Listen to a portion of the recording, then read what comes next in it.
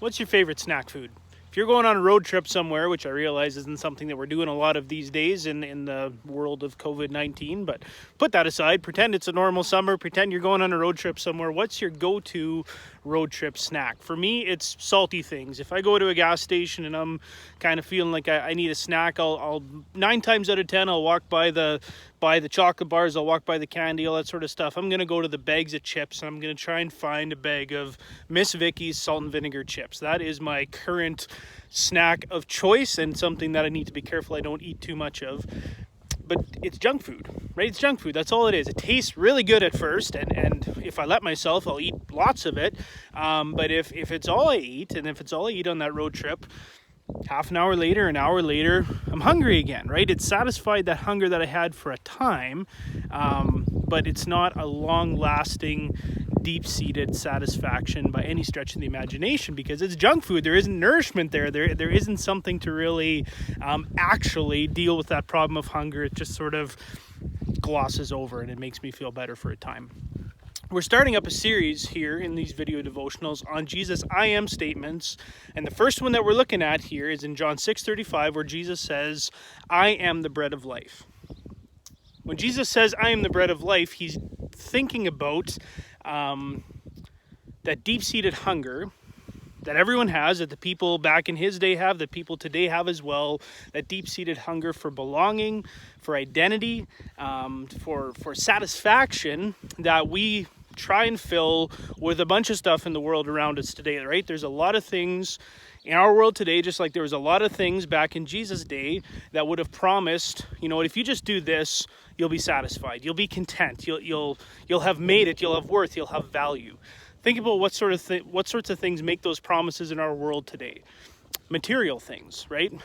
A new house, a new car. Heather and I have, kicked around every once in a while, getting a different vehicle. And if you know me a little bit, that sends me down the Auto Trader black hole, or the Kijiji black hole. And I got to be really careful that I don't try and put my worth and my value, my contentment in thinking, man, if we just sold our van and got something else, I'd be content, because I know that that's not true. And yet I got to watch myself in that. And so there's things like that promise contentment. Maybe it's a relationship. Maybe it's, if you're in the farming world, maybe it's having the latest and greatest equipment. If you're, whatever the case may be. If you're single, it's being married. If you're married, it's having kids. If you're having kids, it's when those kids are going to finally, grow up and move out, and we'll have our space again. Whatever the case might be, there's lots of things in this world that promise, if we just get this, we will feel contentment, finally.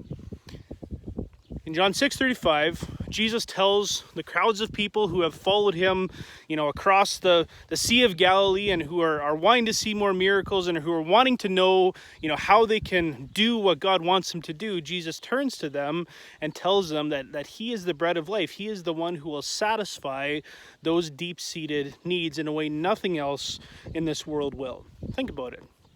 If you try and satisfy those longings for significance and for contentment with material things, you buy a new house, you buy a new vehicle, whatever the case might be, and you lose your job, you go bankrupt, those things disappear, right? They'll satisfy that for a time, but when push comes to shove, if those things are taken away, they no longer satisfy that, right?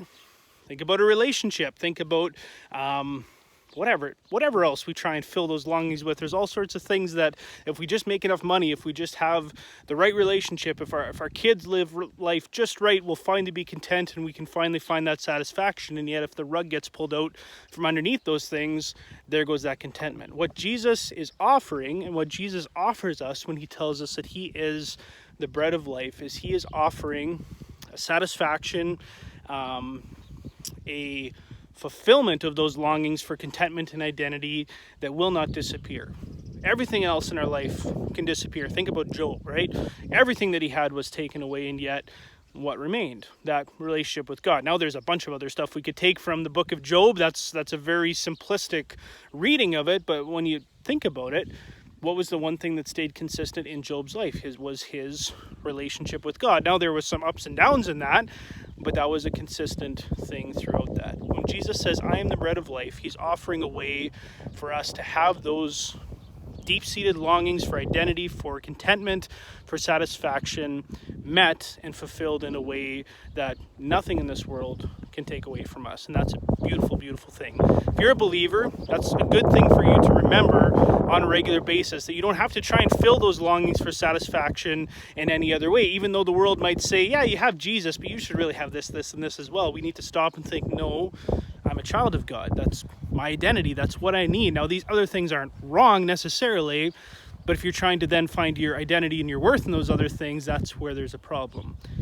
If you're not a believer and you're watching this, I want to encourage you that there's a way to fill that deep-seated longing for satisfaction, for contentment, for identity, for purpose in your life, and it's found in the bread of life, in Jesus. And it's not junk food, right? You think about these other things. I talked about Miss Vicky's salt and vinegar chips. They taste good, but they don't fill you up. That's like trying to find the satisfaction in the things the world offers. It tastes good, it's fun for a bit, but in the end, it leaves you wanting more. The only way to fill that deep-seated longing is with the bread of life, which is Jesus, by inviting him into your life and seeing where that goes.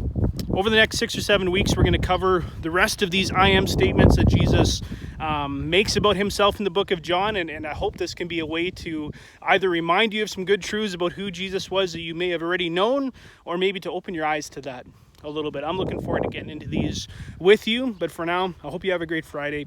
We'll talk to you again soon.